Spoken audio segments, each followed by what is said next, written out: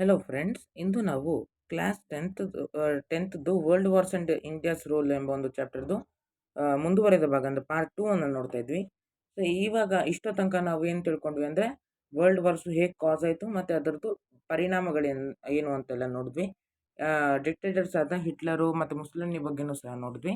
So ಇವಾಗ world wars ಅಂತೂ ಆಯಿತು. ಸೊ ಇದರಲ್ಲಿ ಇಂಡಿಯಾದು ಏನು ಕೆಲಸ ಇತ್ತು, ಏನು ರೋಲು ಇಂಡಿಯಾದು ಅಂತ ನೋಡೋಣ. In the two world wars, England would not have won without the cooperation of India's army. So ಇಲ್ಲೇನು ಕೊಟ್ಟಿದ್ದಾರೆ ಅಂದರೆ ಇಂಗ್ಲೆಂಡು ಒಂದು ಎಲೀಟ್ ಪವರ್ ಆಗಿತ್ತು ತಾನೇ ಇಂಗ್ಲೆಂಡು. ಸೊ ಆ ಒಂದು ಪವರು ಗೆಲ್ಲಕ್ಕೆ ಚಾನ್ಸೇ ಇಲ್ಲಾಗಿತ್ತಂತೆ ಇಂಡಿಯಾದು ಒಂದು ಕೋಆಪ್ರೇಷನ್ ಇಲ್ಲದೆ ಇದ್ದರೆ. This has been proved in the military records and war reports. So ಅದು ಮಿಲಿಟರಿ ರೆಕಾರ್ಡ್ಸ್ ಅದು ಇದು ಎಲ್ಲ ಇತ್ತು. ಒಂದು ವಾರ್ ನಡೆದಾದ್ಮೇಲೆ ರೆಕಾರ್ಡ್ ಮಾಡ್ತಾರೆ, ಎಷ್ಟು ಜನ ಸತ್ರು, ಎಷ್ಟು ಜನ ಬದುಕಿದ್ರು ಅಂತೆಲ್ಲ. ಸೊ ಆ ರೆಕಾರ್ಡಲ್ಲಿ ಇಂಡಿಯಾದು ಜಾಸ್ತಿ ರೋಲ್ ಇದೆ ಅಂತ ಗೊತ್ತಾಯಿತು. Indian army courage, bravery, sacrifice are alive even today in the memory of the nations that took part in the wars. So world ವಾರಲ್ಲಿ ಯಾವ್ಯಾವ ದೇಶಗಳು ಪಾರ್ಟಿಸಿಪೇಟ್ ಮಾಡಿತ್ತು ಅಂತ ನಿಮ್ಗೆ ಗೊತ್ತಿದೆ. ಹಿಂದಿನ ವಿಡಿಯೋ ನೋಡಿಲ್ಲ ಅಂದರೆ ದಯವಿಟ್ಟು ನೋಡಿ. ಸೊ ಆ ಒಂದು ಕಂಟ್ರೀಸ್ದು ಒಂದು ಹೃದಯದಲ್ಲಿ ಇಂಡಿಯನ್ ಆರ್ಮಿದು ಕರೇಜು, ಬ್ರೇವರಿ ಎಲ್ಲ ಮತ್ತು ಅವ್ರದ್ದು ತ್ಯಾಗ, ಬಲಿದಾನ, ಅವ್ರ ಸಾಹಸ ಎಲ್ಲ ಅವರು ಹೃದಯದಲ್ಲಿ ಪರ್ಮನೆಂಟ್ ಆಗಿ ಇದೆ ಅಂತ ಇಲ್ಲಿ ಕೊಟ್ಟಿದ್ದಾರೆ. ಓಕೆ, ಮುಂದೆ ನೋಡೋಣ. In the first world war leadership of England played a decisive role. So first world ವಾರಲ್ಲಿ ಇಂಗ್ಲೆಂಡ್ದು ಒಂದು ಕೆಲಸ ತುಂಬ ದೊಡ್ಡ ಕೆಲಸ ಆಗಿತ್ತು. India under the colonial rule of England and many princely states helped England by their military, financially and by supplying many products. So first world war ಟೈಮಲ್ಲಿ ಇಂಗ್ಲೆಂಡನ್ನು ಸುಮಾರು ರಾಜರು ಆಡಳಿತ ಸ್ಟೇಟ್ಸ್ ಇದ್ವು ಇಂಡಿಯಾದಲ್ಲಿ. ಸೊ ಅವರೆಲ್ಲರೂ ಇಂಗ್ಲೆಂಡಿಗೆ ತಮ್ಮ ಒಂದು ಸೋಲ್ಜರ್ಸ್ನ ಕೊಟ್ಟರು, ತಮ್ಮ ಒಂದು ದುಡ್ಡನ್ನು ಸಹ ಕೊಟ್ಟರು, ಇಂಗ್ಲೆಂಡಿಗೆ ಹೆಲ್ಪ್ ಮಾಡಿದ್ರು. As soon as the war started, Emperor George V made an appeal to the Indians and the Indian National Congress for help. So ಏನು ಮಾಡ್ತಾನೆ ಅಂದರೆ ಎಂಪರರ್ ಜಾರ್ಜ್ 5 ಇಂಗ್ಲೆಂಡದ್ದು ಒಂದು ಎಂಪರರು, ಅವ್ನು ಬಂದುಬಿಟ್ಟು ಇಂಡಿಯನ್ಸಿಗೆ ಹೆಲ್ಪ್ ಕೇಳ್ತಾನೆ ಮತ್ತು INC ಇಂಡಿಯನ್ ನ್ಯಾಷನಲ್ ಕಾಂಗ್ರೆಸ್ಸಿಗೆ ನೀವು ಹೆಲ್ಪ್ ಮಾಡಿ ಅಂತ ಹೇಳ್ತಾನೆ. At this stage, Gandhiji returned to India from South Africa and requested the people to help the British as they were in need of it. So ಈ ಟೈಮಲ್ಲಿ Gandhiji south ಆಫ್ರಿಕಾದಲ್ಲಿದ್ದರು ಮತ್ತು ಅವ್ರು ಹೆಲ್ಪಿಗೆ ಕೇಳುವಾಗ ಸೌತ್ ಆಫ್ರಿಕಾದಿಂದ ಇಂಡಿಯಾಗೆ ಬಂದಿರ್ತಾರೆ. ಆವಾಗ ಗಾಂಧೀಜಿ ಓಕೆ ಹೆಲ್ಪ್ ಮಾಡೋಣ ಬ್ರಿಟಿಷರಿಗೆ, ಅವ್ರಿಗೆ ಹೆಲ್ಪು ಅನಿವಾರ್ಯತೆ ಇದೆ ಅಂತ ಹೇಳ್ತಾರೆ. About 1.5 million soldiers took part in this war from India. So ಇಂಡಿಯಾದಿಂದ 1.5 ಮಿಲಿಯನ್ ಸೈನಿಕರು ಈ ಒಂದು ವಾರಲ್ಲೇ ಪಾರ್ಟಿಸಿಪೇಟ್ ಮಾಡ್ತಾರೆ. Apart from this, Indians helped by giving 1,72,815 animals consisting of 85,953 horses, 10,781 camels, so 5,661 bullocks and 65,398 mules. So ಇಲ್ಲಿ ಮ್ಯೂಲ್ಸ್ ಮತ್ತು ಹಾರ್ಸಸ್ ಅಂದರೆ ಎರಡು ಒಂದೇನೆ ಅಂತ ಕನ್ಸಿಡರ್ ಮಾಡಿ. ಕ್ಯಾಮೆಲ್ಸ್ ಅಂದರೆ ಗೊತ್ತು ನಿಮ್ಗೆ, ಒಂಟೆಗಳು, ಮತ್ತು ಬುಲ್ಲಕ್ಸ್ ಅಂದರೆ ಎತ್ತುಗಳು. ಸೊ ಈ ಒಂದು ಅನಿಮಲ್ಸ್ ಎಲ್ಲ ಸೇರಿಸಿ 1,72,815 ಅನಿಮಲ್ಸು ಇಂಡಿಯಾದವರು ಇಂಗ್ಲೆಂಡಿಗೆ ಹೆಲ್ಪ್ ಆಗಿ ಕೊಡ್ತಾರೆ. ಓಕೆ, ಮತ್ತೊಂದೇನು ಅಬ್ಸರ್ವ್ ಮಾಡ್ಬೋದು ಅಂದರೆ ಈ ಒಂದು ವಾರ್ ನಡೆಯುವಾಗ ಇಂಡಿಯಾ ಇಂಗ್ಲೆಂಡ್ ಅಂಡರೇ ಇತ್ತು ತಾನೆ, ಬ್ರಿಟಿಷ್ ರೂಲರ್ ಅಂಡರೇ ಇತ್ತು. ಸೊ ಆವಾಗ ಇಂಡಿಯನ್ ಸೋಲ್ಜರ್ಸು ಫೋರ್ಸೆಬಲಿನೂ ಎಳ್ಕೊಂಡು ಹೋಗ್ತಾರೆ ವಾರಿಗೆ. ಓಕೆ, ಅಷ್ಟೊಂದು ಅವರು ಮನಸ್ಪೂರ್ವಕವಾಗಿ ವಾರಿಗೆ ಹೋಗಲ್ಲ ಆ್ಯಕ್ಚುಲಿ. ಯಾಕಂದರೆ ಇಂಗ್ಲೆಂಡು ಒಂಥರ ಪೀಸ್ ಲವಿಂಗ್ ಕಂಟ್ರಿ, ವಾರ್ ಬೇಕು ಅಂತ ಹೇಳಲ್ಲ ಇಂಡಿಯಾ. ಸೊ ಸೋಲ್ಜರ್ಸ್ನ ಫೋರ್ಸಬಲಿನೂ ಎಳ್ಕೊಂಡು ಹೋಗ್ತಾರೆ ವಾರಿಗೆ.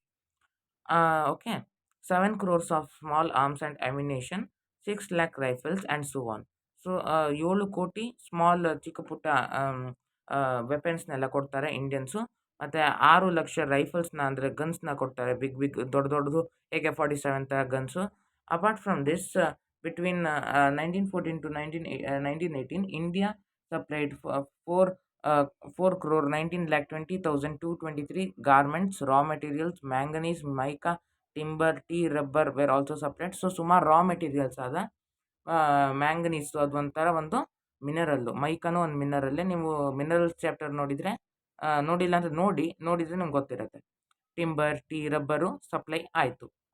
ಎಷ್ಟು ಬಟ್ ಎಲ್ಲ ಸೇರಿಸಿ 4,19,20,223 ಗಾರ್ಮೆಂಟ್ಸು ಎಲ್ಲ ಸೇರಿ. ಓಕೆ, ರಾ ಮೆಟೀರಿಯಲ್ಸ್ ಎಲ್ಲ ಸೇರಿ. ಇಲ್ಲಿ ನೀವು ಒಂದು ಚಿತ್ರ ನೋಡ್ತಾ ಇದ್ದೀರಾ, ಮೈಸೂರು ಲ್ಯಾನ್ಸರ್ಸ್ ಅಂತ. ಇವರು ಒಂಥರ ಹೆಡ್ ಥರ. ಓಕೆ, ಲ್ಯಾನ್ಸರ್ಸ್ ಅಂದರೆ ಹೆಡ್ ಅನ್ನೋ ಥರ. ಸೊ ಈಗ ನೋಡೋಣ ಮೈಸೂರ್ದೇನು ಇನ್ವಾಲ್ವ್ಮೆಂಟ್ ಇದ್ದಿದ್ರಲ್ಲಿ ಅಂತ. Maharaja Krishnaraja Wodeyar four wrote a letter to the Viceroy in August 1914 that he will help the British at this crucial time of the war. So Nalvadi Krishnaraja Wodeyar ಇರ್ತಾರೆ, ಮೈಸೂರದು ಒಂದು ರಾಜರಾಗಿರ್ತಾರೆ ಅವರು. ನಿಮ್ಗೆ ಗೊತ್ತಿದ್ರೆ ಮೈಸೂರು ಕಿಂಗ್ಡಮು ಸಹ ಸಬ್ಸಿಡರಿ ಅಲಯನ್ಸಿಂದ ಬ್ರಿಟಿಷರ್ ಅಂಡರ್ ಇರುತ್ತೆ. ಸೊ ಆ ಒಂದು ಅಲಯನ್ಸ್ ಪ್ರಕಾರ ಮೈಸೂರು ಕಿಂಗ್ಡಮು ಸಹ ಬ್ರಿಟಿಷರಿಗೆ ಏನಾದರೂ ಟೈಮ್ ಬಂದಾಗ ಮೈಸೂರು ಕಿಂಗ್ಡಮು ಸಹ ಅವ್ರಿಗೆ ಹೆಲ್ಪ್ ಮಾಡಬೇಕಾಗಿರುತ್ತೆ. ಸೊ ಆವಾಗ 1914 ಮಹಾರಾಜ ಕೃಷ್ಣರಾಜ ಒಡೆಯರ್ 4 ಅವರು ವೈಸ್ರಾಯ್ಗೆ ಅಂದರೆ ಒಂದು ಹೆಡ್ ಅಂದರೆ ಇಂಗ್ಲೀಷ್ ಇರೋದು ಒಂದು ಹೆಡ್ಡಿಗೆ ಕಳಿಸ್ತಾರೆ, ಲೆಟರನ್ನು ಕಳಿಸ್ತಾರೆ. ಆಗಸ್ಟ್ 1914 ಏನಂತ ಕಳಿಸ್ತಾರೆ ಅಂದರೆ, ನಾನು ನಿಮಗೆ ಹೆಲ್ಪ್ ಮಾಡ್ತೀನಿ ಈ ಒಂದು ವಾರಲ್ಲಿ ಅಂತ ಹೇಳ್ತಾರೆ. Immediately he contributed 50 lakhs of rupees from Mysore state for this purpose. So ಆವಾಗ ಅವರು 50 ಲಕ್ಷ ರೂಪಾಯಿ ದುಡ್ಡನ್ನು ಇಂಗ್ಲೆಂಡ್ ಅವರಿಗೆ ಕೊಟ್ಟುಬಿಡ್ತಾರೆ. In September 1914 the Mysore lancers regiment were ordered to be ready to move to Egypt for the war in support of Britain. So Mysore lancers ಅಂದರೆ ಇವರೇ. Okay, ಒಂಥರ ಪ್ರೊಫೆಷ್ನಲ್ ಸೋಲ್ಜರ್ಸ್ ಇವರು. ಓಕೆ, ಮೈಸೂರು ಲ್ಯಾನ್ಸರ್ಸ್ ಅಂದರೆ. ಸೊ ಈ ಒಂದು ಪ್ರೊಫೆಷ್ನಲ್ ಸೋಲ್ಜರ್ಸ್ನ ಈಜಿಪ್ಟಿಗೆ ಕಳಿಸ್ಬಿಡ್ತಾರೆ ನಾಲ್ವಡಿ ಕೃಷ್ಣರಾಜ ಒಡೆಯರು. ಸೊ ಅವರು ಈಜಿಪ್ಟಿಗೆ ಕಳಿಸ್ಬಿಟ್ಟು ಹೋಗಿ ಬ್ರಿಟನ್ ರಾಷ್ಟ್ರಕ್ಕೆ ಹೆಲ್ಪ್ ಮಾಡಿ ಅಂತ ಕಳಿಸ್ತಾರೆ. Regimentdar B. Chamaraj URS was sent with Mysore Lancers to the battlefield, and Colonel J. Desiraja URS was also sent to the battlefield as Maharaja's representative. So ಈ ಥರ ಸುಮಾರು ಈ ಒಂದು ಲ್ಯಾನ್ಸರ್ಸ್ ಹೊರಡತ್ತೆ ತಾನೆ ಈಜಿಪ್ಟಿಗೆ. ಆ ಲ್ಯಾನ್ಸರ್ಸಿಗೆ ಒಂದು ಹೆಡ್ ಅಂತ ಮಾಡ್ತಾರೆ. ಸೊ ಆ ಹೆಡ್ಗಳಲ್ಲಿ ಇಲ್ಲಿ ಹೆಸರುಗಳನ್ನು ಕೊಟ್ಟಿದ್ದಾರೆ. ಸೊ ಕೊಲೊನಲ್ ದೇಸಿರಾಜ URS ಆಗಿರ್ಬೋದು, ಬಿ ಚಾಮರಾಜ URS ಆಗಿರ್ಬೋದು. ಸೊ ಇವರೆಲ್ಲ. Okay, Mysore lancers consisting of 23 officers, 444 non commissioned officers and men with 528 horses, 49 mules and 132 followers left Bangalore on 13th October 1914 to take part in the war. So ಬೆಂಗಳೂರಿಂದ ಹೊರಡ್ತಾರೆ ಈಜಿಪ್ಟಿಗೆ. ಈಜಿಪ್ಟಿಂದ ಬೆಂಗಳೂರು ಅಂದರೆ ಎಷ್ಟು ದೂರ ಅಂತ ನೀವೇ ಲೆಕ್ಕ ಹಾಕೊಳ್ಳಿ. ಅಂದರೆ ಒಂದು ಯುದ್ಧಕ್ಕೆ ಪಾರ್ಟಿಸಿಪೇಟ್ ಮಾಡಬೇಕಂತ ಅಷ್ಟು ಕಷ್ಟಪಡ್ತಾ ಇದ್ರು ನೋಡಿ. ಸೊ ಇಲ್ಲೇನಾಯ್ತಂದರೆ, ಇಲ್ಲಿ ನಂಬರ್ಸ್ನ ಕೊಟ್ಟಿದ್ದಾರೆ. ಹಾರ್ಸಸ್ ಎಷ್ಟು ಹೋಗಿತ್ತು, ಮ್ಯೂಲ್ಸ್ ಎಷ್ಟು ಹೋಗಿತ್ತು. ಮ್ಯೂಲ್ಸ್ ಅಂದರೆ ಒಂಥರ ಕತ್ತೇನೂ ಅಲ್ಲ, ಒಂಥರ ಹಾರ್ಸು ಅಲ್ಲ, ಆ ಥರ. ಓಕೆ, ಮ್ಯೂಲ್ಸು. ಓಕೆ, ಮತ್ತು 132 ಫಾಲೋವರ್ಸು ಅಂದರೆ ಅವರು ಒಂಥರ ಹಿಂದೆ ಬರ್ತಾ ಇರ್ತಾನೆ ಸಪೋರ್ಟಿಗೆ. ಸೊ ಅವರು ಮತ್ತು ಆಫೀಸರ್ಸು ಮತ್ತು ಸೋಲ್ಜರ್ಸು ಎಲ್ಲರೂ ಹೋಗ್ತಾರೆ. ಓಕೆ, ವಾರಿಗೆ. Major MH Henderson accompanied it. So ಒಂದು ಮೇಜರ್ ಹೆಡ್ ಇರ್ತಾರೆ, ಅವ್ರ ಹೆಸರು MH ಹುಂದರ್ಸನ್ ಅಂತ. ಅವರು ಸಹ ಈ ಒಂದು ವಾರಲ್ಲಿ ಭಾಗವಹಿಸ್ತಾರೆ. ಯಾವತ್ತು ಹೊಡ್ತಾರೆ ಅಂದರೆ 13th October 1914 ಅಲ್ಲಿ ಹೊಡ್ತಾರೆ. ಇನ್ November 1915 the Mysore lancers Ghat against the enemies in the Suez Canal province, and in November 1917 they led in seizing Gaza of Palestine. So ಪ್ಯಾಲೆಸ್ಟೈನಲ್ಲಿ ಮತ್ತು ಸ್ಯೂಯಸ್ ಕೆನಾಲಲ್ಲಿ ಅವರು ಹೋರಾಡ್ತಾರೆ Mysore lancers, Mysore professional soldiers 1915 ನವೆಂಬರಲ್ಲಿ. They made the enemies to flee out of the area and it was reported by the commander in chief of Egypt to the viceroy. So ಇಲ್ಲೇನು ಕೊಟ್ಟಿದ್ದಾರೆ ಅಂದರೆ, ಅಲ್ಲಿಂದ ಒಪೋನೆಂಟ್ ಸೋಲ್ಜರ್ಸ್ ಎಲ್ಲರೂ ಓಡೋಗ್ಬಿಡ್ತಾರೆ. Okay, ಓಡೋಗ್ಬಿಡ್ತಾರೆ. ಆಮೇಲೆ ಆ ಒಂದು ಥಿಂಗನ್ನ ಯಾರು ಹೇಳ್ತಾರೆ ಅಂದರೆ, ಈಜಿಪ್ಟಲ್ಲಿರುವಂಥ ಕಮಾಂಡರ್ ಇನ್ ಚೀಫ್ ಹೇಳ್ತಾರೆ ವೈಸ್ರಾಯ್ಗೆ. They destroyed the Turkish army and captured Palestines, Syria, Damascus and Aleppo cities. So ಅವರು ಸುಮಾರು ಜಾಗಗಳನ್ನು ಅವರು ಡಿಸ್ಟ್ರಾಯ್ ಮಾಡ್ತಾರೆ. ಯಾರು? Mysore lancers. Damascus, Aleppo cities, Syria, Palestine. So ಅಲ್ಲೆಲ್ಲ ಕ್ಯಾಪ್ಚರ್ ಮಾಡ್ತಾರೆ.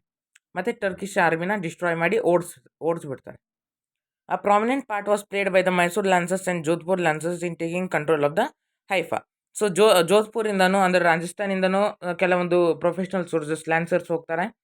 The Jodhpur lancers led by the major Dalpat Singh took the frontal position but was killed. So ಜೋಧ್ಪುರಿಂದ ಒಂದು ಮೇಜರ್ ಒಂದು ಹೆಡ್ ಹೋಗ್ತಾರೆ, ಅವ್ರ ಹೆಸರು ದಲ್ಪತ್ ಸಿಂಗ್ ಅಂತ.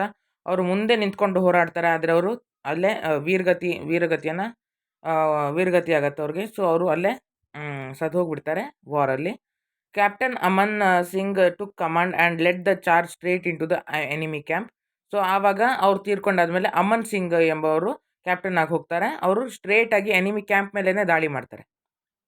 The Mysore lancers attacked his Austrian battery. So Mysore lancers ಹೋಗ್ಬಿಟ್ಟು ಆಸ್ಟ್ರಿಯಾ ಹಂಗಾರಿ ಮೇಲೆ ಅಟ್ಯಾಕ್ ಮಾಡ್ತಾರೆ. Even today we find both the Jodhpur and Mysore lancers are part of the reconstituted 61st cavalry, the only horse mounted regiment of the Indian army. So ಅವರು 61st ಪೊಸಿಷನಲ್ಲಿದೆ ಇಡೀ ಒಂದು ವಿಶ್ವದಲ್ಲಿ. ಕ್ಯಾವಲ್ರಿಯಲ್ಲಿ 61st ಪೊಸಿಷನಲ್ಲಿದೆ. So ನೀವು ಕ್ಯಾವಲ್ರಿ ಅಂದರೆ ಏನಂದ್ರೆ ಕೇಳಿದ್ರೆ ಹಾರ್ಸ್ ಮೇಲೆ ಕೂತ್ಕೊಂಡು ಹೋರಾಡ್ತಾ ಇರ್ತಾನೆ. ಸೊ ಅವರು ಈ ಇಂಡಿಯನ್ ಆರ್ಮಿಲಿ ತುಂಬ ಹೈ ಪೊಸಿಷನಲ್ಲಿದೆ ಮೈಸೂರು ಮತ್ತು ಜೋಧ್ಪುರ್ ಲ್ಯಾನ್ಸರ್ಸ್ದು ಒಂದು cavalry. Some of the important commandants of Mysore lancers were A.T. Thyagaraja, A. Lingaraja URS, Subbaraja URS, B.P. Krishna URS, Mir Turab Ali, Sardar Bahadur, B. Chamaraj URS. B. Chamaraj URS ನಾವು ಆಲ್ರೆಡಿ ನೋಡಾಯಿತು. ಆ್ಯಂಡ್ ರೆಜಿಮೆಂಟ್ದಾರ್ B. Chamaraja URS. So actually ರೆಜಿಮೆಂಟ್ದಾರ್ B. ಚಾಮರಾಜ URS ನಾವು ನೋಡಿದ್ದು. Colonel J. ದೇಸಿರಾಜ URS ನಾವು already ನೋಡಾಗಿದೆ.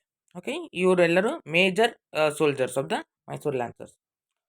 The Hyderabad lancers also took part in the war. So ಹೈದರಾಬಾದ್ನಿಂದನೂ ಸಹ lancers ಬರ್ತಾರೆ. ಜೋಧ್ಪುರ್, ಹೈದರಾಬಾದ್, ಮೈಸೂರಿಂದ ಲ್ಯಾನ್ಸರ್ಸ್ ಬರ್ತಾರೆ. The efforts of the Mysore, Jodhpur and Hyderabad lancers were immortalised by erecting beautiful war memorial at New Delhi as the Teen Murti Bhavan.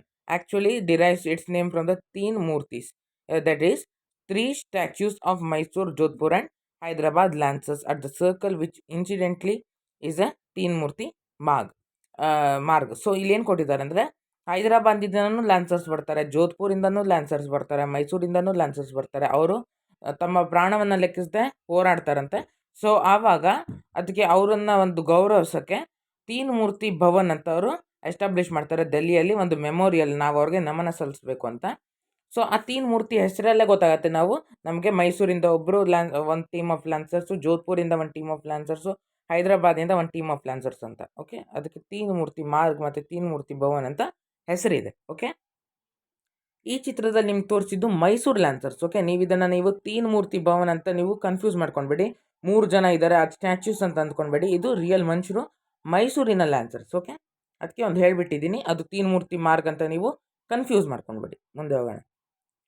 As a symbolic gesture of friendship with Israel, India renamed Teen Murti Chowk war memorial during the visit of prime minister Benjamin Netanyahu on 14th January 2018 as Teen Murti Haifa Chowk and the road as Teen Murti Marg, Teen Murti Haifa Marg. So ಏನಾಗತ್ತಂದರೆ ಈ ಒಂದು ಸರ್ಕಲ್ಲಿಗೆ ಮೇಲೆ ನೋಡಿದ್ವಿ ತಾನೆ, ತೀನ್ ಮೂರ್ತಿ ಭವನಿಗೆ ಹೋಗೋ ಒಂದು ಸರ್ಕಲ್ಲಿಗೆ ತೀನ್ ಮೂರ್ತಿ ಮಾರ್ಗ್, ಒಂದು road ಅಂತ ಕರಿತೀವಿ, ತೀನ್ ಮೂರ್ತಿ ಮಾರ್ಗ್ ಅಂತ.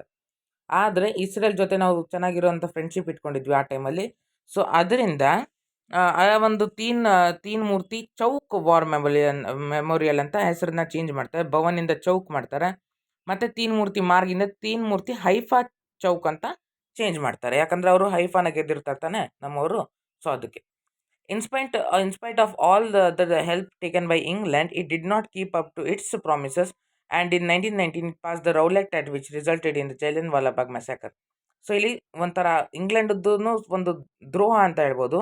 ಇಂಗ್ಲೆಂಡಿಂದ ನಾವು ಅಷ್ಟೊಂದು ಹೆಲ್ಪ್ ಮಾಡಿದ್ದೀವಿ ತಾನೆ ವಾರಲ್ಲಿ, ಆದ್ರೂ ಸಹ ಅವ್ರು ನಮಗೆ ರೆಸ್ಪೆಕ್ಟ್ಫುಲ್ಲಾಗಿ ಅವರು ನಮಗೆ ಏನು ಚೆನ್ನಾಗಿ ನೋಡ್ಕೊಂಡಿಲ್ಲ ನಮ್ಮನ್ನ. ಮತ್ತು ಅವ್ರು 1919 ರೌಲೆಟ್ ಆ್ಯಕ್ಟ್ನ ಜಾರಿಗೆ ತರ್ತಾರೆ. ಅದರಿಂದ ಜಾಲಿಯನ್ವಾಲಾ ಬಾಗ್ದು ಹತ್ಯಾಕಾಂಡ ಆಗತ್ತೆ ಅಂತಲೂ ನೋಡಾಗಿದೆ ನಾವು ಹಿಂದಿನ ವೀಡಿಯೋಸಲ್ಲಿ. ಮತ್ತು ಅದು ಫ್ರೀಡಮ್ ಸ್ಟ್ರಗಲಲ್ಲಿ ನೀವು ನೋಡಿರ್ತೀರ. ಆ ವಿಡಿಯೋ ನೋಡಿಲ್ಲ ಅಂತ ತಪ್ಪದೇ ನೋಡಿ, ತುಂಬ ಚೆನ್ನಾಗಿದೆ ಆ ಸೀರೀಸು. 5 ವೀಡಿಯೋಸ್ ಆಗಿ ಡಿವೈಡ್ ಆಗಿದೆ.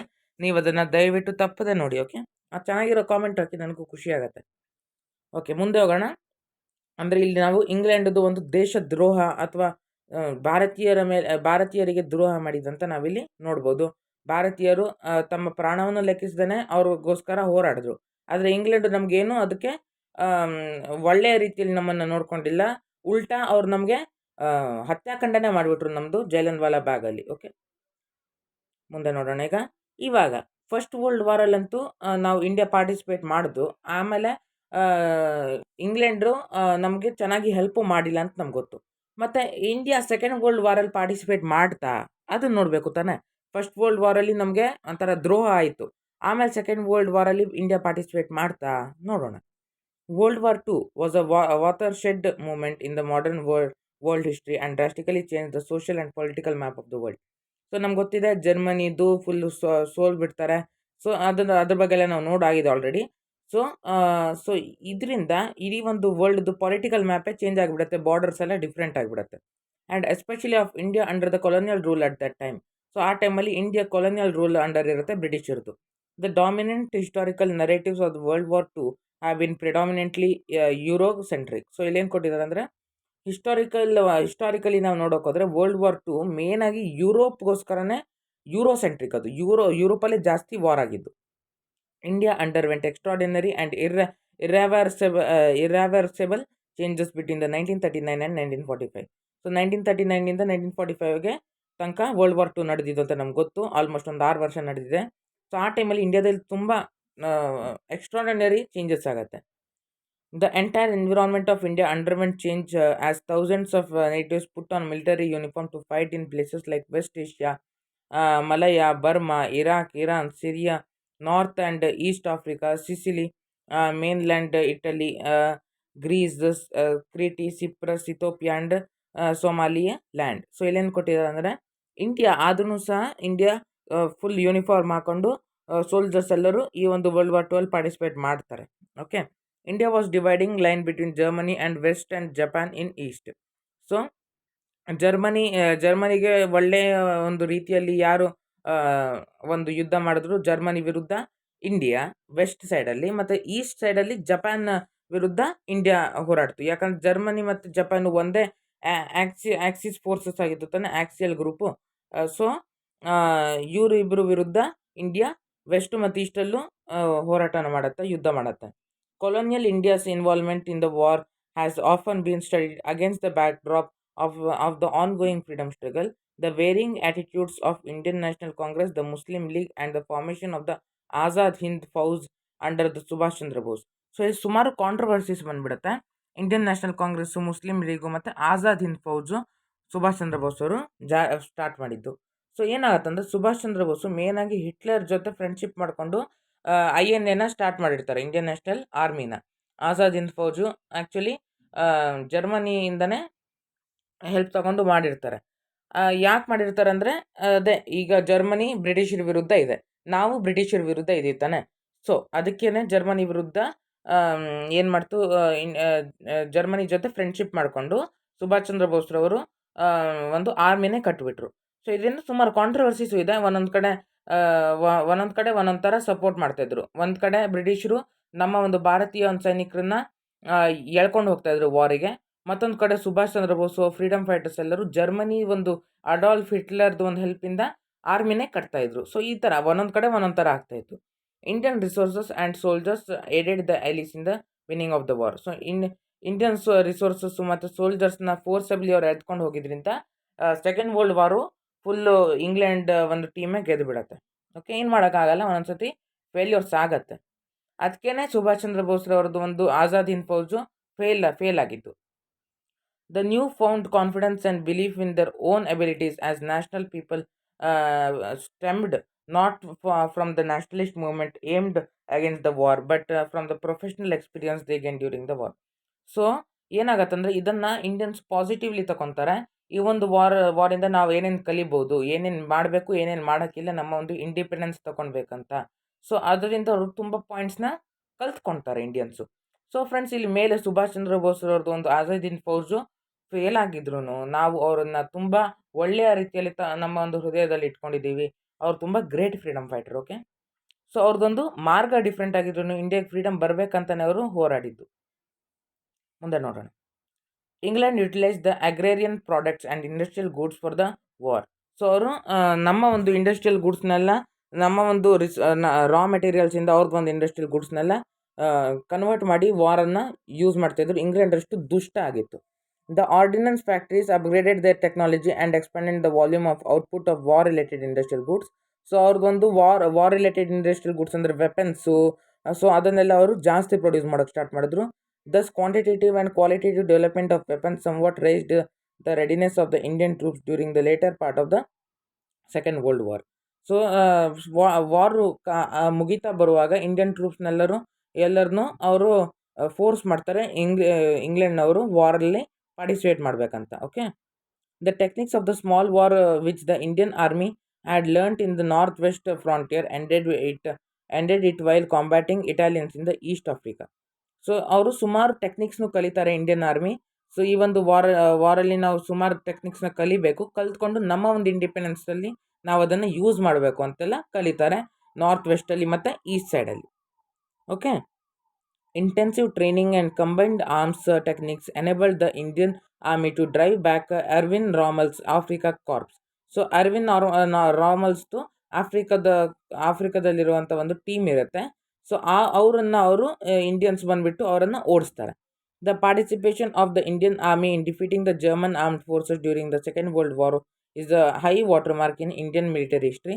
ಸೊ ಅವರು ಇಂಡಿಯನ್ಸು ಈಸಿಯಾಗಿ ಜರ್ಮನ್ಸ್ನ ಸೋಲ್ಸ್ಬಿಡ್ತಾರೆ. ಸೊ ಇದು ಒಂಥರ ಸ್ವರ್ಣಾಕ್ಷರದಲ್ಲಿ ಲಿಖಿತವಾಗಿದೆ ಇಂಡಿಯನ್ ಮಿಲಿಟರಿ ಹಿಸ್ಟ್ರಿಯಲ್ಲಿ. The Indian army was defeated by the imperial Japanese army in 1942. So ಇಲ್ಲಿ ಒಂದು ಟ್ವಿಸ್ಟ್ ಬಂದುಬಿಡುತ್ತೆ. 1942 ಅಲ್ಲಿ ಇಂಡಿಯನ್ ಆರ್ಮಿ ಸೋತ್ ಬಿಡುತ್ತೆ ಜಪಾನ್ ಆರ್ಮಿ ವಿರುದ್ಧ. The Burma campaign between 1942 and 1945 proved to be significant for Indian Army as they received rigorous tactical and innovative military training under the Indian command, especially the general head quarters and south East Asia command. So ಈ ಒಂದು ವಾರ್ಗೋಸ್ಕರ ಅವ್ರು ಸುಮಾರು training ಬರುತ್ತೆ. Training ಬರೋದ್ರಿಂದ Burma ಅಂದರೆ Myanmar. ಓಕೆನಾ. So Myanmar ಇಂದ ಸುಮಾರು ಕ್ಯಾಂಪೇನ್ಸ್ ಬಂದು ಅವ್ರಿಗೆ ಟ್ರೈನಿಂಗನ್ನೆಲ್ಲ ಕೊಡುತ್ತೆ. ಇದು ನಮ್ಗೆ ಹೆಲ್ಪ್ ಆಗುತ್ತೆ ನಮ್ಮ ಒಂದು ಇಂಡಿಪೆಂಡೆನ್ಸ್ ಮೂಮೆಂಟಲ್ಲಿ. This help for the victory in the Burma campaign during the late 1944 to 1945. So ಆಮೇಲೆ ನಮ್ಮ ಒಂದು ಟೀಮು ಇಂಡಿಯನ್ ಮಿಲಿಟರಿ ಟೀಮು ಗೆದ್ದುಬಿಡುತ್ತೆ 1944 1945ಅಲ್ಲಿ. The war ended in 1945 and resulted in many political changes all over the world. So 1945 ಅಲ್ಲಿ war ಮುಗಿಯುತ್ತೆ ಮತ್ತು ಸುಮಾರು political changes ಆಗುತ್ತೆ. ಪೊಲಿಟಿಕಲ್ ಮ್ಯಾಪ್ ಫುಲ್ ಚೇಂಜ್ ಆಗಿಬಿಡುತ್ತೆ. Many countries which were under the hold of England became independent. So including India, ಸುಮಾರು countries England under ಇರೋ countries ಎಲ್ಲವೂ independent ಆಗಿಬಿಡುತ್ತೆ. ಯಾಕಂದರೆ ಮೊದಲೇ ಇಂಗ್ಲೆಂಡಿಗೆಲ್ಲ ತುಂಬ ಹಾನಿಯಾಗಿರುತ್ತೆ ವಾರಿಂದ. ಅವ್ರು ಗೆದ್ದಿದ್ರೂ ತುಂಬ ಹಾನಿಯಾಗಿರುತ್ತೆ. ಅದಕ್ಕೆ ಇಂಡಿಯಾ ಎಲ್ಲ ಇಂಡಿಪೆಂಡೆಂಟ್ ಆಗಿಬಿಡ್ತು. Nations year. ಸೊ ಇಲ್ಲಿ ಒಂದು ಏನು ಕೊಟ್ಟಿದ್ದಾರೆ ಅಂದರೆ ಒಂದು ಟೇಬಲ್ ಕೊಟ್ಟಿದ್ದಾರೆ. ಯಾವ್ಯಾವ ದೇಶ ಯಾವ್ಯಾವ ಇಯರಲ್ಲಿ ಇಂಡಿಪೆಂಡೆಂಟ್ ಆಯ್ತಂತ. ಇಂಡಿಯಾ ಅಂತೂ 1947 ಅಂತ ನಿಮ್ಗೆ ಗೊತ್ತು. ಸೊ ಲೈಬಿಯಾ ಎಂಬ ಒಂದು ದೇಶ 1951 ಇಂಡಿಪೆಂಡೆಂಟ್ ಆಯಿತು. Sudan 1956, Ghana 1957, Nigeria 1961, Algeria 1962, Kenya 1963, Zambia 1964. So ಇಷ್ಟು ಕೊಟ್ಟಿದ್ದಾರೆ, ಇಲ್ಲಿ ನೋಡ್ಕೊಳ್ಳಿ. ಐ ಹೋಪ್ ಫ್ರೆಂಡ್ಸ್ ನಿಮ್ಗೆ ಈ ಒಂದು ದೊಡ್ಡ ಚಾಪ್ಟರು ಎಲ್ಲವೂ ಅರ್ಥ ಆಯ್ತು ಅಂತ ಅಂದ್ಕೊಂಡಿದ್ದೀನಿ. ಒಂದು ಸತಿ ರೀಕ್ಯಾಪ್ ಮಾಡಿಬಿಡೋಣ. ನೀವು ಒಂದು ವೇಳೆ ಹಿಂದಿನ ವಿಡಿಯೋ ನೋಡಿಲ್ಲ ಅಂತ ತಪ್ಪದೆ ನೋಡಿ, ಆಮೇಲೆ ಈ ಒಂದು ವಿಡಿಯೋನ ಮತ್ತೊಂದು ಸತಿ ನೋಡಿ, ಒಂದು ಸತಿ ರೀಕ್ಯಾಪ್ ಮಾಡಿಬಿಡೋಣ. ಓಕೆ, ಸೊ ನಾವು first world wars and India's ರೋಲಲ್ಲಿ ನಾವು ಫಸ್ಟ್ ವರ್ಲ್ಡ್ ವಾರ್ ಬಗ್ಗೆ ತಿಳ್ಕೊಂಡ್ವಿ. ಸೊ ಇಲ್ಲಿ ಅಸಾಸಿನೇಷನ್ ಆಗುತ್ತೆ ಅಂತೆಲ್ಲ ನೋಡಿದ್ವಿ. ಆಮೇಲೆ ಜರ್ಮನ್ಸ್ ಸೋತ್ ಬಿಡತ್ತೆ ಅಂತಲೂ ನೋಡಿದ್ವಿ. ಆವಾಗ ಡಿಕ್ಟೇಟರ್ಸ್ ಬರ್ತಾರಂತಲೂ ನೋಡಿದ್ವಿ. ಹಿಟ್ಲರ್ ಬಗ್ಗೆ ನೋಡಿದ್ವಿ. ಮುಸಲಿನಿ ಬಗ್ಗೆನೂ ನೋಡಿದ್ವಿ, ಇಟಲಿ ಡಿಕ್ಟೇಟರ್ ಅವನು. ಮತ್ತು ವರ್ಲ್ಡ್ ವಾರ್ 2 ಹೇಗೆ ಸ್ಟಾರ್ಟ್ ಆಯ್ತು ಅಂತಲೂ ನೋಡಿದ್ವಿ. ಆ ಒಂದು ವಿಡಿಯೋ ನೋಡಿಲ್ಲ ಅಂತ ಅಪ್ದೇ ನೋಡಿ. Okay, so world war 2 start ಆಯ್ತಾದಮೇಲೆ ವರ್ಲ್ಡ್ ವಾರಲ್ಲಿ ಇಂಡಿಯಾದ ರೋಲ್ ಏನಂತಲೂ ನೋಡಿದ್ವಿ. ಇಂಡಿಯಾದ ರೋಲಲ್ಲಿ ನಾವು ವರ್ಲ್ಡ್ ವಾರ್ 1 ಹೇಗೆ ಪಾರ್ಟಿಸಿಪೇಟ್ ಮಾಡಿದ್ವಿ. ಆಮೇಲೆ ಇಂಗ್ಲೆಂಡು ಹೇಗೆ ನಮಗೆ ವಿಶ್ವಾಸಘಾತ ಮತ್ತು ದ್ರೋಹವನ್ನು ಮಾಡ್ತಾರೆ ಹೇಗೆ ಅಂತ ನೋಡಿದ್ವಿ. ಮತ್ತು ವರ್ಲ್ಡ್ ವಾರ್ 2 ಅಲ್ಲಿ ಇಂಡಿಯಾ ಹೇಗೆ ಪಾರ್ಟಿಸಿಪೇಟ್ ಮಾಡ್ತು, INA ಬಗ್ಗೆ ಎಲ್ಲ ಆಜಾದ್ ಹಿಂದ್ ಫೌಜು ಬಗ್ಗೆ ಎಲ್ಲ ನೋಡಿದ್ವಿ. ಕೊನೆಗೆ ಅಷ್ಟೇ, ಈ ಒಂದು ವರ್ಲ್ಡ್ ವಾರ್ 2 ಆದಮೇಲೆ ಇಂಡಿಯಾ ಹೇಗೆ ಇಂಡಿಪೆಂಡೆಂಟ್ ಆಯ್ತು ಅಂತ ನೋಡಿದ್ವಿ. ಬೇರೆ ಬೇರೆ ದೇಶಗಳ ಬಗ್ಗೆನೂ ಸಹ ನೋಡಿದ್ವಿ. ಸೊ ಫ್ರೆಂಡ್ಸ್, ಇಲ್ಲಿ ನೀವು ಎಕ್ಸಸೈಸಸ್ನ ಸಾಲ್ವ್ ಮಾಡಿ ನಿಮ್ಮನ್ನು ನೀವೇ ಟೆಸ್ಟ್ ಮಾಡಿ ಒಂದು ಚೆನ್ನಾಗಿರೋ ಒಂದು ಕಾಮೆಂಟ್ ಹಾಕಿದ್ರೆ ನನಗೆ ಖುಷಿ ಆಗುತ್ತೆ. ನೆಕ್ಸ್ಟ್ ವಿಡಿಯೋ ಬೇಗ ಬರುತ್ತೆ. Thanks for watching.